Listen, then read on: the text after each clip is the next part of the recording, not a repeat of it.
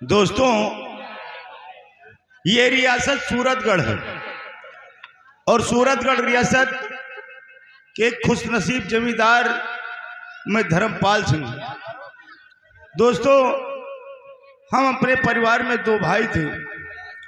मेरा छोटा भाई और मेरे भाई की पत्नी और उसके गोद में एक 3 साल का मासूम बेटा और साथ में मेरी पत्नी ये जूनागढ़ का मेला देखने के लिए गए थे।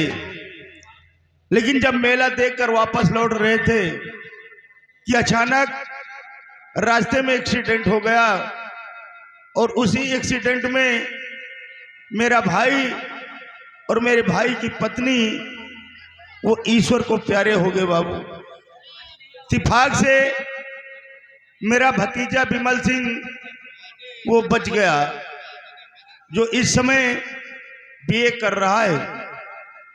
लेकिन उसी एक्सीडेंट में मेरी पत्नी की दोनों आंखों की रोशनी चली गई।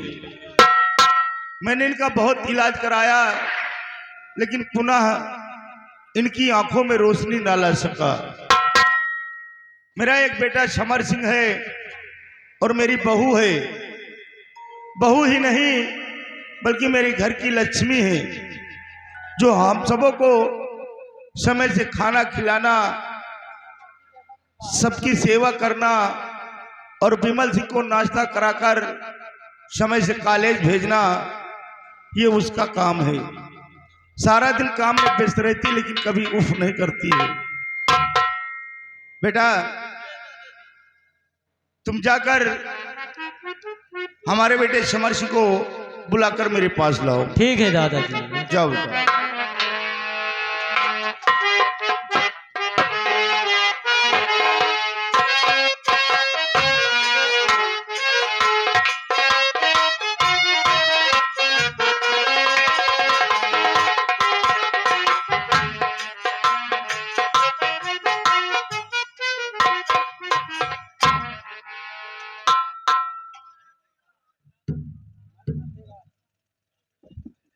बाबूजी, क्या बात है? क्या मुझे इस वक्त बुलाए हो? पहले श्रृंगार घर को खाली कर दीजिए, जितने लोग घुसे हुए हैं। क्या सूंघते वहां? बाहर नहीं करते हो? मुझे बुलाए हो? सूंघने दो उनको जो सूंघते हैं। बेटा समर सिंह, आज हम तुम्हें एक जरूरी काम से बुलाया है। बेटा,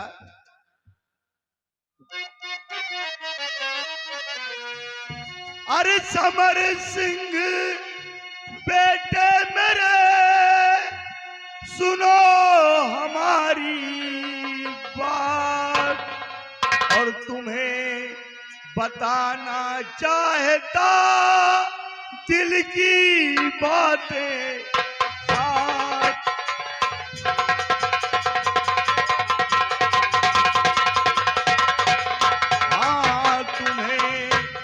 बताना चाहता दिल की बातें।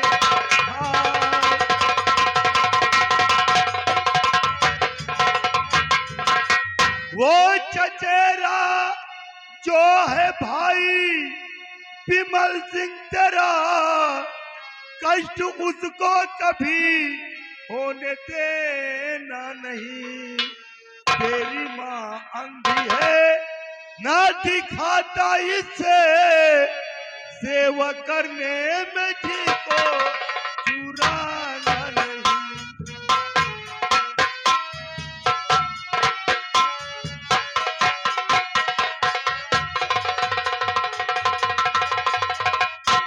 बेटा, ये तेरी माँ दोनों आंखों की नबीन है, इन्हें कुछ दिखाई नहीं पड़ता। बेटा, सहारे की जरूरत पड़ती है, कभी अपनी माँ को कष्ट नहीं होने देना।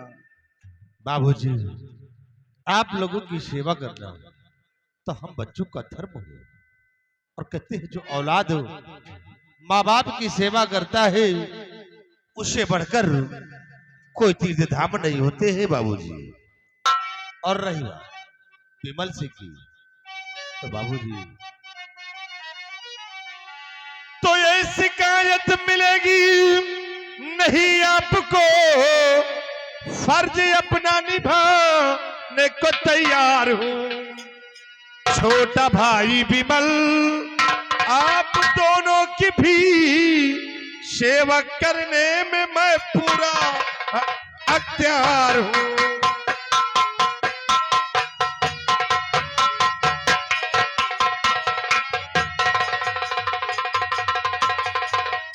बाबूजी, विमल को कभी ये एहसास नहीं होगा कि उसके माता पिता इस दुनिया में नहीं है।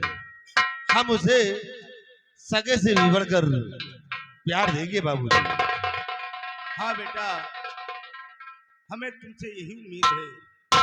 लेकिन बेटा समर सिंह, आज समय तो बहुत ज्यादा हो गया है और विमल सिंह को कॉलेज से अब तक आ जाना चाहिए था, अभी तक वो वापस आए नहीं। हाँ बाबूजी, आप ठीक कहते हैं कि समय काफी व्यतीत हो गया है, लेकिन विमल अभी तक कॉलेज से नहीं आया। हो सकता है कहीं अपने दोस्तों के संग रुक गया हो। थोड़ी देर तक नसीब रखिए, आता ही होगा। ठीक है बेटा, बैठिए।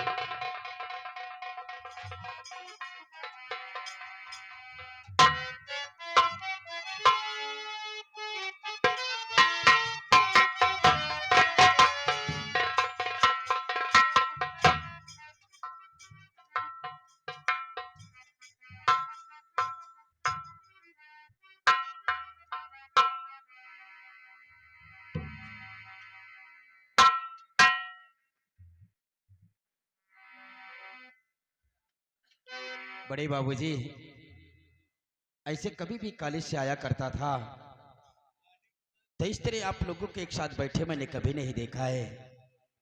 आज आप लोगों के एक साथ बैठे देखकर हम बहुत खुश हैं, लेकिन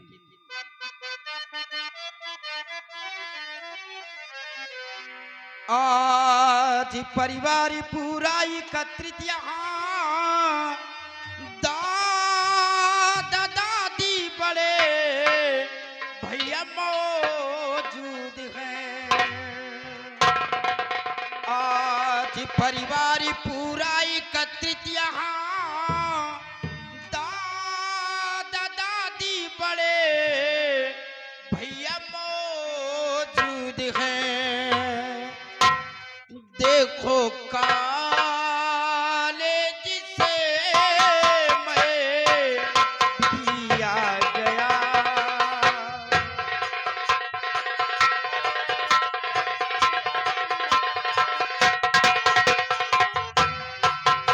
देखो कॉलेज से मैं भी आ गया। परिभाव की यहाँ पर न मौजूद है।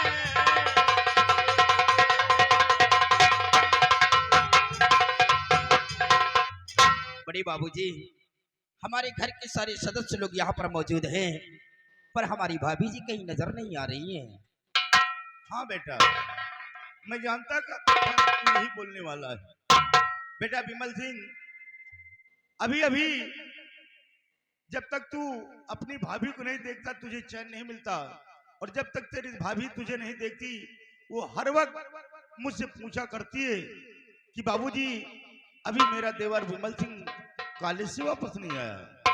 बेटा विमल सिंह, अभी अभी मैंने देखा था कि तेरी भाभी तेरे कपड़ों को वॉश कर रही थी। मतलब मेरे कपड़े धुल रही थी? हाँ बेटा, और इस वक्त प्रेजेंट टाइम में क्या करती है वो तो मैं नहीं बतला सकता, उसको तो बेटा समर सिंह ही बताएगा। ठीक है बड़े बाबूजी। बड़े भैया, आप ही बतलाएं कि इस वक्त हमारी भाभी जी कहाँ पर हैं? विमल, जान दे कि तुम्हारी भाभी घर में अकेली है और कितनी परेशानियों को उसे सामना करना पड़ता है। हर वक्त खुद परेशान रहती है, और जब तक तुम कॉलेज से नहीं आते हो तुम्हारी ही राह खुद देखा करती हो, तुम्हारे लिए बेचैन रहती है। लेकिन इन बातों को छोड़िए, बोलिए कि इस वक्त तुम्हारी पढ़ाई कैसी चल रही है? पढ़ाई का क्या हाल है? बड़े भैया, दादा और दादी जी के आशीर्वाद से और आपकी दुआ से हमारी पढ़ाई अच्छी चल रही है। बहुत अच्छी बात है। हमें उम्मीद है अगर इसी तरह तुम लगन और मेहनत से पढ़ाई करते रहोगे तो तुम्हें कोई अच्छा सा काम मिल जाएगा, तो तुम्हारी जिंदगी संवर जाएगी बाबूजी, और हमारा नाम एक दिन रोशन होगा। बड़े भैया, आप लोगों ने जो अपने दिल के अंदर सपना सजा कर रखा है, ये आपका छोटा भाई आप लोगों का सपना जरूर साकार करेगा। छन्ने मेरे भाई, हम लोगों की उम्मीदों पर कभी पानी नहीं पीने देना। नहीं बड़े भैया, ठीक है, देखो तुम्हारी भाभी शायद फुर्सत में हो गई हो तो आती होगी।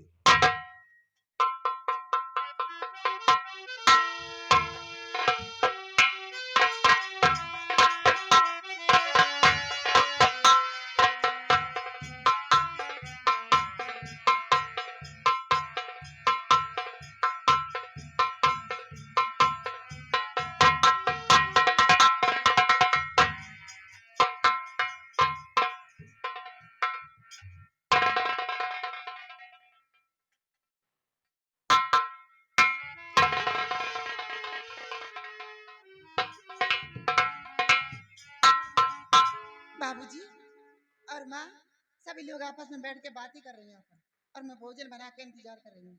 चलो सब लोग भोजन कर लो।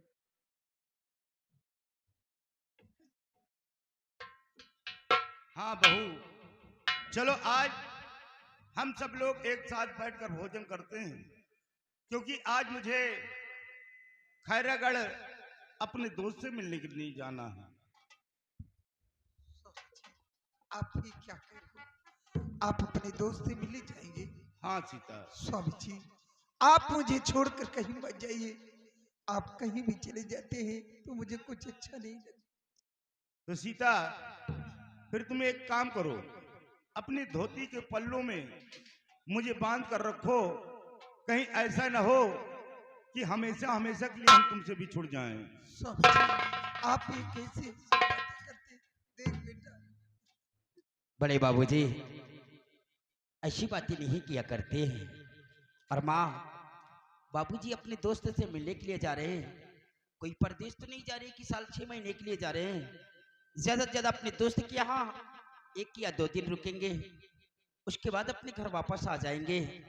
और आपकी देखभाल करने के लिए हम 2 भाई हैं, भाभी जी हैं, तो आपको चिंता करने की कौन सी बात है माँ? हाँ बेटा, तुम अपनी माँ को नहीं जानते हो। जब तक मुझे खाना नहीं खिला देती, कभी इसने पानी तक नहीं पिया, और जब तक मेरी थाली का जूठा भोजन इसने नहीं खाया, कभी इसका पेट ही नहीं भरा हुआ। ये हम दोनों का अगाध प्रेम है बेटा। लेकिन बेटा विमल सिंह, जो हमारा परिवार हरा भरा है, खुशहाल परिवार है, मेरे इस परिवार को हमेशा एक डोर में बांध कर रखना बेटा, कभी इसे बिखरने मत देना। अन्यथा जिस दिन इस घर में 2 चूल्हे जलेंगे, समझ लो उसी दिन इस घर से मेरी अर्थी निकलेगी बेटा। बड़े बाबूजी, हम अपने इस परिवार को कभी भी खरने नहीं देंगे, हमेशा एक डोर में बांध कर रखेंगे। बाबूजी अशुभ बातें नहीं किए। और बड़े बाबूजी, हमारे घर के जब सारे सदस्य लोग मौजूद रहते हैं तो वैसे मालूम पड़ता है कि हमारा घर नहीं बल्कि स्वर्ग नजर आता है। बहुत अच्छा लगता है, क्योंकि बाबूजी और माँ देखो आज घूम रहे थे गाड़ी से, कितना अच्छा लग रहा था। सुबह सुबह आज घूमते थे। स्वर्ग से सुंदर, सपनों से प्यारा, है अपना घर द्वार, हम पर लहर बरसता यूं ही सदा तुम्हारा प्यार, तुम्हारा प्यार न रूठे, किसी घर द्वार न छूटे।